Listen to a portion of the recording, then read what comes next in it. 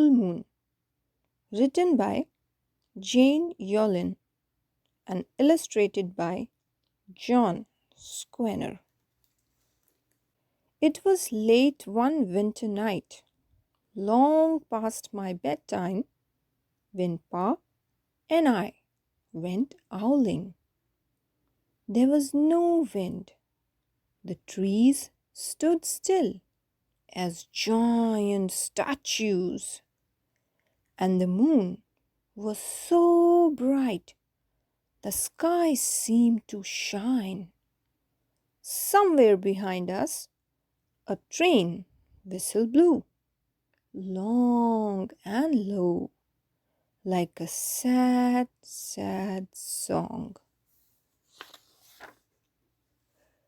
I could hear it through the woolen cap Pa had pulled down over my ears. A farm dog answered the train, and then a second dog joined in.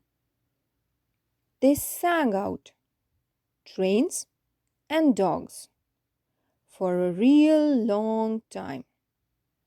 And when their voices faded away, it was as quiet as a dream. We walked on toward the woods, Pa and I.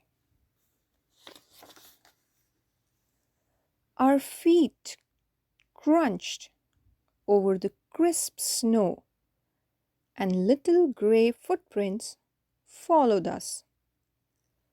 Pa made a long shadow, but mine was short and round. I had to run after him every now and then to keep up, and my short, round shadow bumped after me. But I never called out, "If you go owling, you have to be quiet." That's what Pa always says. I had been waiting to go owling with Pa for a long, long time. We reached the line of pine trees, black and pointy, against the sky, and Pa held up his hand. I stopped right where I was and waited. He looked up, as if searching the stars, as if reading a map up there. The moon made his face into a silver mask. Then he called, "Hoo, hoo, hoo, hoo, hoo, hoo," the sound of a great horned owl. "Hoo, hoo, hoo, hoo, hoo, hoo." Again he called out, and then again. After each call, he was silent, and for a moment we both listened. But there was no answer. Pa shrugged, and I shrugged. I was not disappointed. My brothers all said, "Sometimes there's an owl, and sometimes there isn't." We walked on. I could feel the cold, as if someone's icy hand was palmed down on my back, and my nose and the tops of my cheeks felt cold and hot at the same time. But I never said a word. If you go owling, you have to be quiet and make your own heat. We went into the woods. The shadows were the blackest things I had ever seen. They stained the white snow. My mouth felt furry, for the scarf over it was wet and warm. I didn't ask what kind of things hide behind black trees in the middle of the night. "When you go owling, You have to be brave. Then we came to a clearing in the dark woods. The moon was high above us. It seemed to fit exactly over the center of the clearing, and the snow below it was whiter than the milk in a cereal bowl.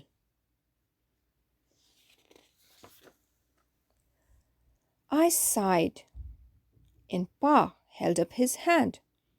At the sound, I put my mittens over the scarf, over my mouth, and listened hard. And then Pa called, "Hoo, hoo, hoo, hoo, hoo, hoo. Hoo, hoo, hoo, hoo, hoo, hoo." I listened and looked so hard my ears hurt and my eyes got cloudy with the cold. Pa raised his face to call out again, but before he could open his mouth, an echo came threading its way through the trees. Hoo, hoo, hoo, hoo, hoo, hoo. Pa almost smiled. Then he called back, "Hoo, hoo, hoo, hoo, hoo, hoo," just as if he and the owl were talking about supper or about the woods or the moon or the cold. I took my mitten off the scarf off my mouth and I almost smiled too. The owl's call came closer from high up in the trees on the edge of the meadow. Nothing in the meadow moved. All of a sudden, an owl shadow, part of the big tree shadow, lifted off and flew right over us.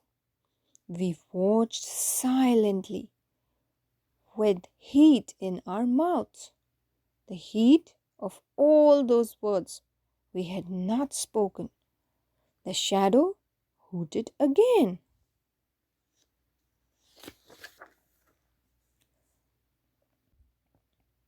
Pa turned on his big flashlight and caught the owl just as it was landing on a branch. For 1 minute, 3 minutes, maybe even 100 minutes, we stared at one another.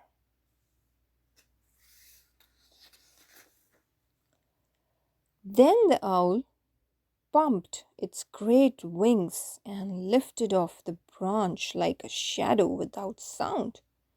It flew back into the forest. "Time to go home," Pa said to me. I knew then I could talk. I could even laugh out loud. But I was a shadow as we walked home.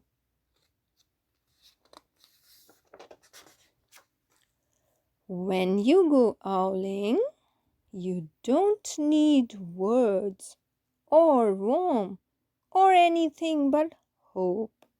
That's what Pa says. The kind of hope that flies on silent wings under a shining owl moon. Hope you like the story. Bye bye. Thanks for listening.